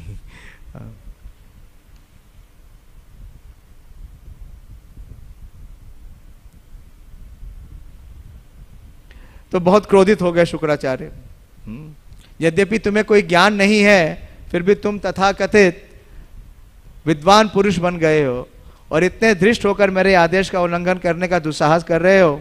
मेरी आज्ञा का उल्लंघन करने के कारण तुम शीघ्र ही सारे ऐश्वर्य से विहीन हो जाओगे। तो ये पता चलता है वास्तव में जो व्यक्ति अभक्त है वो क्या करता है? जब उसके हित पे कोई वार होता है तो वो प्रहार करता है। देखिए श्रीमद् भागवतम में उदाहरण आता है, देवकी को लेके जा रहे थे कंस, हाँ, अपने भाता होने का धर्म निभा रहे थे। लेकिन जैसे ही पता चला कि 8वें पुत्र द्वारा मृत्यु होगी, उसको मारने के लिए दौड़े, अपना तलवार निकाल लिया। और जब परीक्षित महाराज को पता चला कि 8वें दिन उनकी क्या होगी? मृत्यु होगी, तो उन्होंने क्या कहा? Good news. श्रीमद् भागवतम में आता है गुड न्यूज। उनका कोई प्रतिकार करने का इरादा नहीं था। तो बहुत शिक्षाएं हैं। तो जब वामन देव को ये दान दे दिया और वामन देव ने अपना रूप जो है वो बढ़ाने लगे, तब अनंत पूर्ण पुरुषोत्तम भगवान, जिन्होंने वामन का रूप धारण कर रखा था, भौतिक शक्ति की दृष्टि से आकार में बढ़ने लगे, जब तक कि ब्रह्मांड की सारी वस्तुएं उनके शरीर के भीतर समा गई। उन्होंने पृथ्वी, अन्य लोक, आकाश, दिशाएं, ब्रह्मांड के विभिन्न छिद्र, समुद्र, पक्षी, पशु, मनुष्य, देवता तथा ऋषिगण सम्मिलित थे।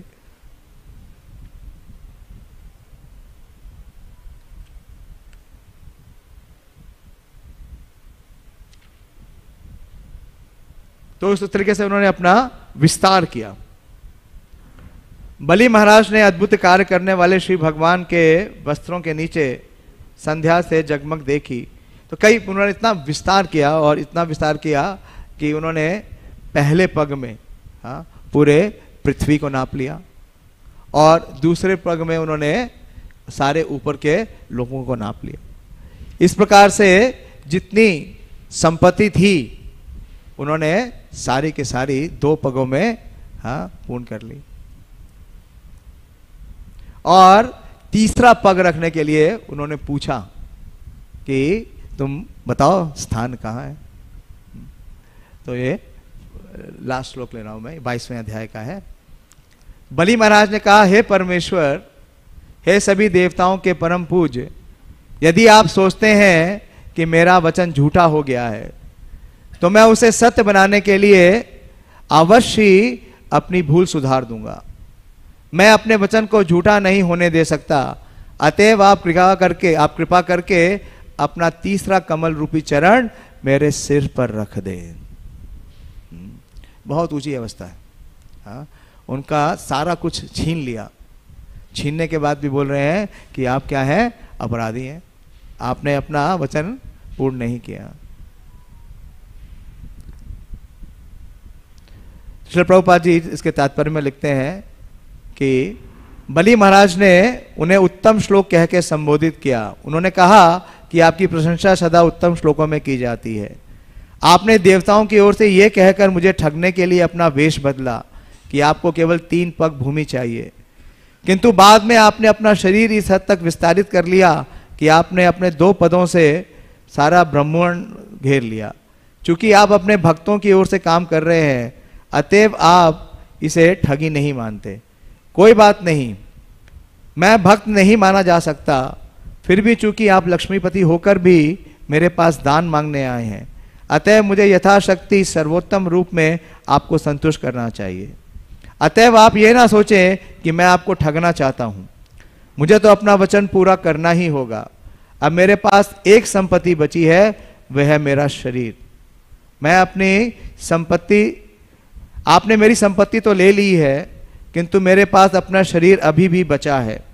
अब आपकी तुष्टि के लिए मैं अपना शरीर दे रहा हूं, तो आप अपना तीसरा पग मेरे सर पर रख दे। तो प्रभुपाद जी ये प्रश्न करते हैं कि कोई ये पूछ सकता है कि जब श्री भगवान ने 2 ही पग में पूरे ब्रह्मांड घेर लिए, तो भला तीसरा पग के लिए बलि महाराज का सर कैसे पर्याप्त हो सकता था? किंतु बलि महाराज ने यह तर्क दिया कि संपत्ति की अपेक्षा संपत्ति का अधिकारी का बड़ा होना। The possessor is higher than the possessions.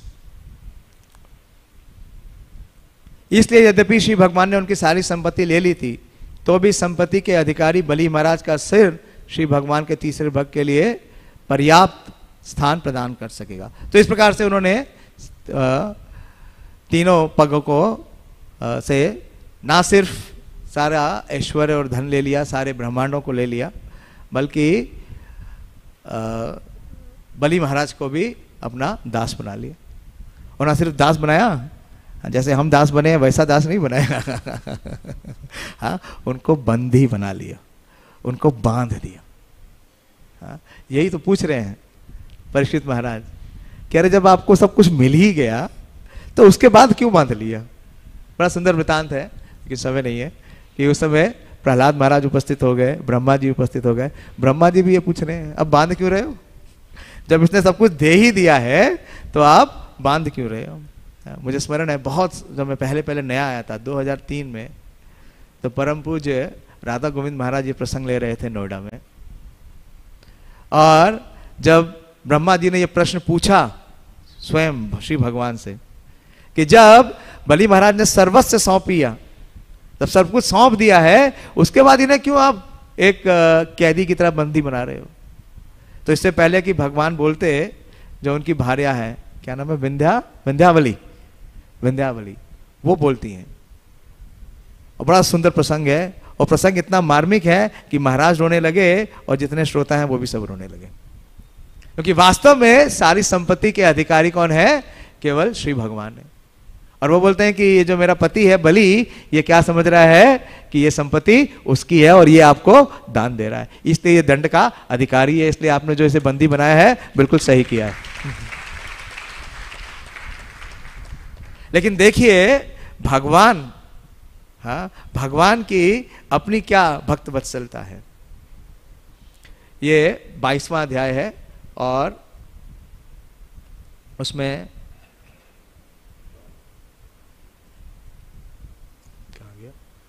22वां अध्याय का 30वां श्लोक है।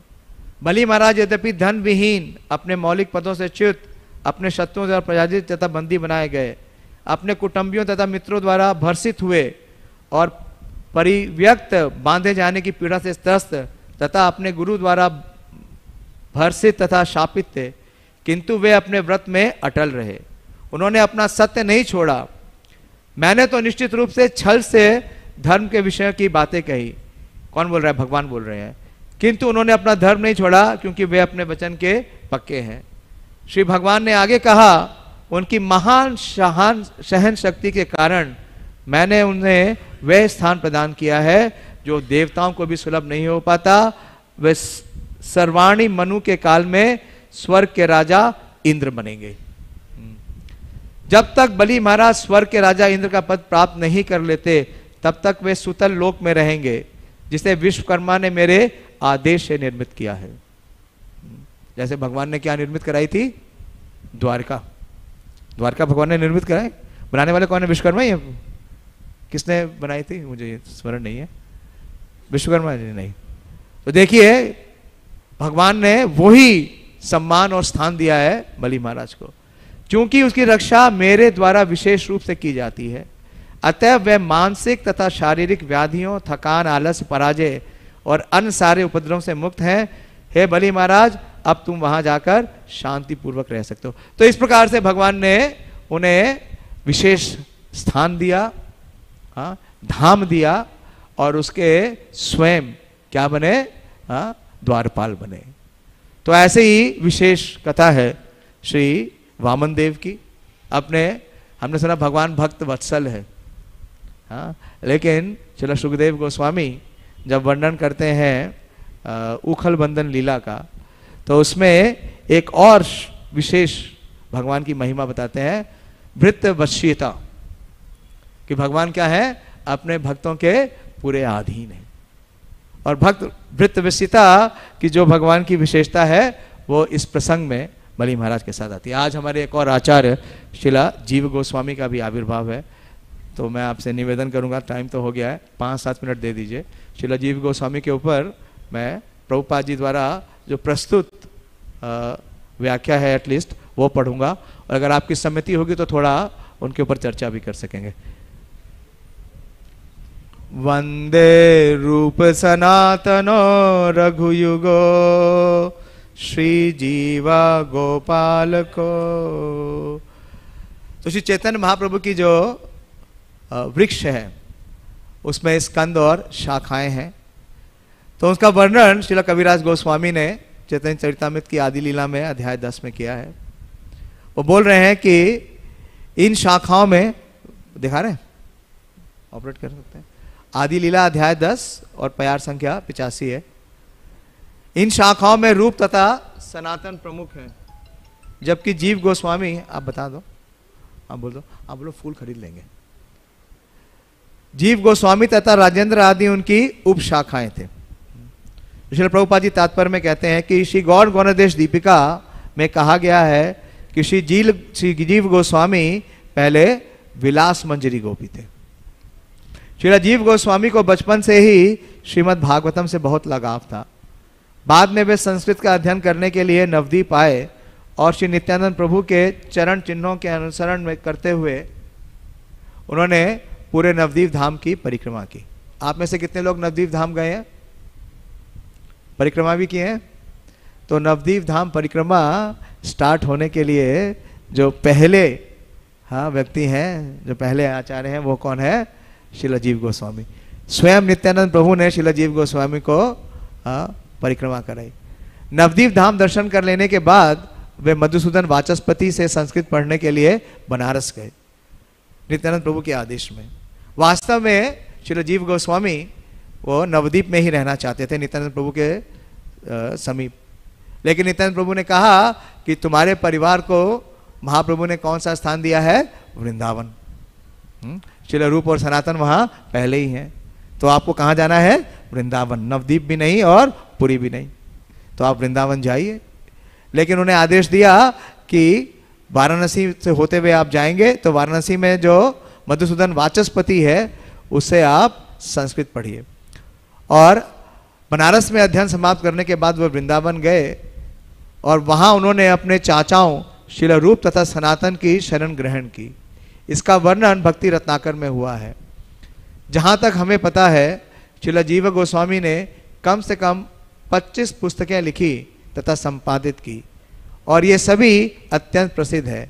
इनकी सूची इस प्रकार से है: हरिनामामृत व्याकरण, सूत्र मल्लिका, धातु संग्रह, कृष्णार्चा दीपिका, गोपाल विरोधावली, रसामृत शेष, श्री माधव महोत्सव, श्री संकल्प कल्प वृक्ष, भावार्थ सूचक चंपू, गोपाल तापनी टीका, ब्रह्म संहिता की टीका, भक्ति रसामृत सिंधु की टीका, उज्ज्वल नीलमणि की टीका, योगसार स्तव की टीका, अग्नि पुराण में वर्णित गायत्री मंत्र की टीका, पद्म पुराण से लिए गए भगवान के चरण कमलों का वर्णन, श्रीमती राधा रानी के चरण कमलों का वर्णन, गोपाल चंपू 2 भागों में, 7 संदर्भ, 6 संदर्भ, क्रम, तत्व, भागवत, परमात्मा, कृष्ण भक्ति तथा प्रीति संदर्भ। वृंदावन में श्रील रूप गोस्वामी तथा सनातन गोस्वामी के तिरोधान के बाद श्रील जीव गोस्वामी बंगाल, उड़ीसा तथा शेष जगत के सभी वैष्णवों के आचार्य बने और वे ही भक्ति के मामलों में उनका मार्गदर्शन करते रहे। उन्होंने वृंदावन में राधा दामोदर मंदिर की स्थापना की। हमें सेवानिवृत्ति के पश्चात यहीं श्रील प्रभुपाद जी बोल रहे हैं 1962 से 65 तक रहने का अवसर मिला। तब हमने संयुक्त राज्य अमेरिका आने का निश्चय किया। जब श्रील कृष्णदास कविराज गोस्वामी ने अपना प्रसिद्ध ग्रंथ श्री चैतन्य चरितामृत लिखा तब जीव गोस्वामी जीवित थे। बाद में श्रील जीव गोस्वामी ने श्रीनिवास आचार्य, नरोत्तम दास ठाकुर तथा दुखी कृष्णदास को बंगाल में कृष्ण भावनामृत प्रचार करने के लिए प्रोत्साहित किया। जीव गोस्वामी को बताया गया कि वृंदावन के जितने हस्तलिखित ग्रंथ एकत्र करने के लिए प्रचार कार्य हेतु बंगाल भेजे गए थे उन्हें बंगाल में विष्णुपुर के निकट लूट लिया गया। वहाँ विष्णुपुर के जो वहाँ के राजा थे उन्होंने लूट लिया। बाद में ये सूचना आई कि वे फिर से प्राप्त कर लिए गए हैं। श्री जीव गोस्वामी ने श्री श्रीनिवास आचार्य के शिष्य रामचंद्र सेन और उनके छोटे भाई गोविंद को कविराज की उपाधि दी। जब जीव गोस्वामी जीवित थे तब श्री नित्यानंद प्रभु की लादिनी शक्ति श्रीमती जानवा देवी कुछ भक्तों के साथ वृंदावन आई। श्री जीव गोस्वामी बंगाल के गौड़ीय वैष्णवों के प्रति अत्यधिक कृपालु थे। जो कोई भी वृंदावन जाता उसे वे आवास तथा प्रसाद प्रदान करते थे। उनके शिष्य कृष्णदास अधिकारी ने अपनी डायरी में गोस्वामियों की सारी पुस्तकों की सूची बनाई है। सहजिया लोग श्रील जीव गोस्वामी पर 3 आरोप लगाते हैं जो भक्ति के अनुकूल नहीं है। पहला आरोप उस भौतिकतावादी ने लगाया जो अपने आप को संस्कृत का पंडित मानता है और अपनी ख्याति पर गर्व करता था। वह श्री रूप तथा सनातन के पास शास्त्रार्थ करने के बहाने से पहुंचा था। श्री रूप एवं सनातन गोस्वामी ने अपना समय गंवाना नहीं चाहते थे, अतएव उन्होंने लिखित बयान दे दिया कि वे शास्त्रार्थ में उससे हार गए हैं। ये प्रमाण पत्र लेके वे पंडित जीव गोस्वामी के पास इस तरह का पराजय पत्र लेने के लिए पहुंचा, किंतु वे इस तरह का प्रमाण पत्र लेने के लिए राजी नहीं हुए। उल्टे उन्होंने शास्त्रार्थ किया और उसे पराजित कर दिया। कौन है ये पंडित? रूपनारायण। यद्यपि श्रील जीव गोस्वामी की दृष्टि से यह ठीक ही था कि वे एक बेईमान पंडित द्वारा श्रील रूप गोस्वामी तथा श्री सनातन गोस्वामी की पराजय का विज्ञापन किए जाने को रोकना चाहते थे, किंतु सहजिया वर्ग वाले अपनी अशिक्षा के कारण इस घटना का उल्लेख ये कहकर करते हैं कि श्रील जीव गोस्वामी अपनी दीनता के सिद्धांत से विचलित हुए, किंतु वे ये नहीं जानते कि दैन्य भाव उचित होता है जब किसी का निजी सम्मान को धक्का लगता हो, किंतु जब भगवान विष्णु या आचार्यों की निंदा की जाए तो मनुष्य को दीन ना बने रहकर विरोध प्रकट करना चाहिए। तो श्रील प्रभुपाद जी ने पूरे जीवन भर यही किया। जितने मायावादी हैं, श्रील भक्ति सिद्धांत सरस्वती ठाकुर, सारे आचार्यों ने क्या किया? प्रखर विरोध किया। उन्हें क्या कहा कि वो सब निपट मूर्ख हैं। उन्हें श्री चैतन्य महाप्रभु द्वारा प्रस्तुत दृष्टांत का पालन करना चाहिए।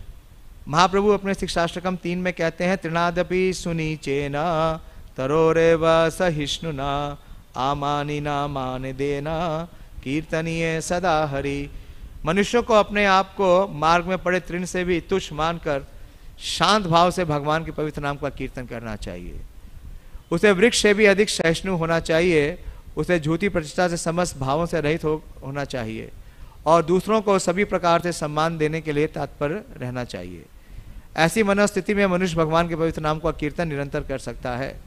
इतने पर भी जब महाप्रभु ने सुना कि जगाई तथा मधाई ने नित्यानंद प्रभु को चोट पहुंचाई है, तो वह तुरंत उस स्थान पर अग्नि की तरह क्रुद्ध होकर गए और उन्हें मार डालना चाहा।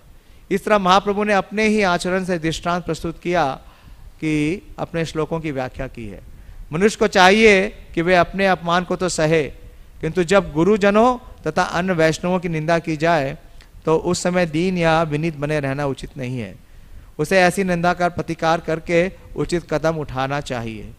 ये गुरु तथा वैष्णवों के सेवा का कर्तव्य है। जो गुरु तथा वैष्णवों के नित्य दासत्व के सिद्धांत को समझता है, वह श्रील जीव गोस्वामी द्वारा अपने गुरुओं श्रील रूप और श्री सनातन गोस्वामी पर तथाकथित पंडित की विजय के संबंध में किए गए कार्य को सराहेगा। तो इस प्रकार से ये वर्णन आ रहा है।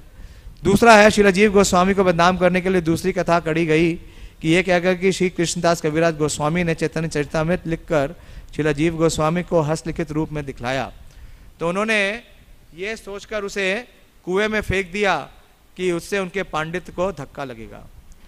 इससे कृष्णदास कविराज गोस्वामी को गहरा आघात लगा और उनकी तुरंत मृत्यु हो गई। सौभाग्यवश मुकुंद नामक एक व्यक्ति के पास श्री चैतन्य चरितामृत की हस्तलिखित प्रति पड़ी थी, जिसे बाद में प्रकाशित किया जा सका। यह कहना भी गुरु तथा वैष्णव की निंदा का एक अन्य जघन्य उदाहरण है। ऐसी कहानी को कभी प्रामाणिक नहीं माना जाना चाहिए। तो इस प्रकार से जो स्मार्थ लोग हैं या जो लोग सहजिया है या जो लोग वंश परंपरा में आते हैं, वो सब हमारे आचार्यों के ऊपर क्या करते हैं, इस प्रकार के आरोप लगाते हैं। एक अन्य आरोप है कि श्रील जीव गोस्वामी ब्रजधाम में पारकीय रस के सिद्धांतों से सहमत नहीं थे, अतएव उन्होंने स्वकीय रस का समर्थन किया, जिसमें राधा तथा कृष्ण का शाश्वत विवाहित दिखाया जाता है। वास्तव में जब श्रील जीव गोस्वामी जीवित थे तो उनके कुछ अनुयायियों को गोपियों का परकीय रस पसंद नहीं आया, इसलिए उन्होंने आध्यात्मिक लाभ के लिए श्रील जीव गोस्वामी ने स्वकीय रस का समर्थन किया, क्योंकि वे जानते थे कि अन्यथा सहजिया लोग परकीय रस का दुरुपयोग कर सकते हैं, जैसा कि इस समय वे कर रहे हैं। प्रभुपाद जी वर्णन कर रहे हैं जैसा ऐसा कि वो समय वो कर रहे हैं। दुर्भाग्यवश वृंदावन तथा नवद्वीप के सहजियों के बीच ये फैशन बन चुका है कि परकीय रस में तथाकथित भक्ति संपन्न करने के लिए वे अविवाहित संभोग संगी की तलाश करते हैं। दूरदृष्टि होने के कारण श्रील जीव गोस्वामी ने स्वकीय रस का समर्थन किया और बाद में सारे वैष्णव आचार्यों ने इसको मान्यता दी। श्रील जीव गोस्वामी दिव्य पारकीय रस के विरोध कभी नहीं करते थे, ना ही वह किसी अन्य वैष्णवों के से असहमत व्यक्ति की। श्रील जीव गोस्वामी ने अपने पूर्ववर्ती गुरुओं तथा वैष्णव श्री रूप तथा सनातन गोस्वामियों का दृढ़तापूर्वक अनुसरण किया और श्रील कृष्णदास कविराज गोस्वामी ने उन्हें अपना शिक्षा गुरु के रूप में स्वीकार किया। बहुत कुछ है श्रील जीव गोस्वामी के ऊपर बोलने के लिए, लेकिन समय समाप्त हो गया है। मैं यहीं बंद करूंगा और आप सबसे यही निवेदन करूंगा कि मुझसे कोई त्रुटि हुई है तो मुझे क्षमा करिए। श्री वामन देव आविर्भाव तिथि महामहोत्सव की जय। श्रील जीव गोस्वामी आविर्भाव तिथि महामहोत्सव की जय। श्रील प्रभुपाद की जय। हरे कृष्ण।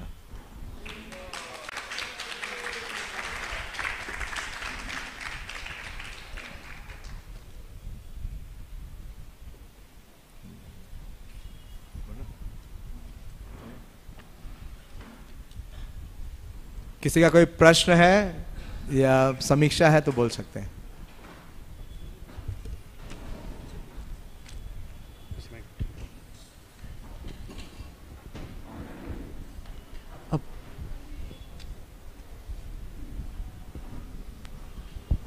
हरे कृष्णा।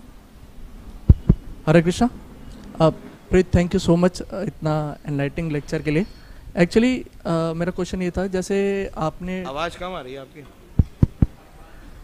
हरे कृष्णा।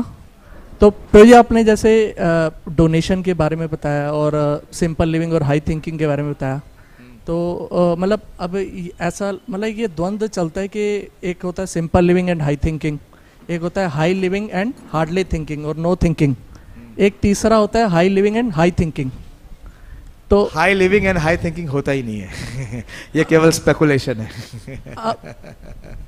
सिंपल लिविंग के साथ ही खाली हाई थिंकिंग हो सकती है, अन्यथा नहीं हो सकती है। ये सब क्या है? मनोकल्पना है। सिद्धांत एक ही है, सिंपल लिविंग। और जो आपने दान के बारे में विषय कहा, तो उसमें विरोधाभास नहीं होना चाहिए कि निज के लिए दान नहीं ले रहे हैं हम। दान किसके लिए ले रहे हैं? संस्था के लिए, भगवान के लिए। अपने लिए आवश्यकता से अधिक ना तो संस्था से लेना चाहिए, ना ही किसी दानदाता से लेना चाहिए। यह सिद्धांत बहुत स्पष्ट है। ठीक है, धन्यवाद। हरे कृष्णा।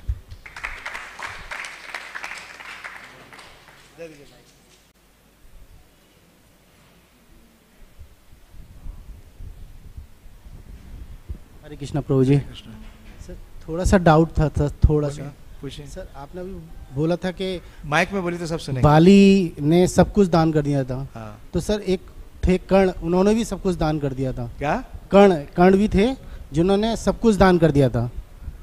तो थोड़ा सा डाउट रहता है कि नहीं, कर्ण में और बलि महाराज में बहुत डिफरेंस है। पर सर वो सर बलि महाराज ने स्वयं को दान कर दिया, सर्वस्व दे दिया, अपना सब कुछ दे दिया। सर जब वो सुनिए, अब अगर सुनेंगे तब तो मैं बोलूंगा ना लेकिन कर्ण ने अपने अभिमान का दान नहीं किया। उसे कुंती देवी ने कहा कि तुम पांडवों के पक्ष में आ जाओ। उसे भगवान श्री कृष्ण ने स्वयं कहा, लेकिन उसने स्वीकार नहीं किया। ये जो हमारे आचार्य बतलाते हैं, मैं वही बताऊंगा। स्वीकार करना नहीं करना आपके ऊपर है। नहीं, वो अंतिम समय पर सर जब कृष्ण भगवान बोल रहे थे कि अब आपका अंतिम समय, अब आपने आपको मृत्यु के लिए नहीं किया ना, उसने अधर्म का साथ दिया। जब द्रौपदी का वस्त्र हनन हो रहा था तो उसमें वो शामिल था। जब अभिमन्यु का वध हो रहा था उसमें भी वो शामिल था। वो तो एक तरीके से कौरव ही की तरीके से व्यवहार कर रहा था। उसने पांडव की तरह कभी व्यवहार ही नहीं किया। उसने धर्म को कभी स्वीकार ही नहीं किया, तो दान कैसे दे सकता है? जिसने धर्म का जो पालन ही नहीं करता वो दान कैसे कर सकता है? वो तो खाली अभिमान है, अभिमान का प्रतीक है। इसलिए उसकी तुलना बलि महाराज से नहीं की जा सकती। ठीक है, हरे कृष्ण, धन्यवाद।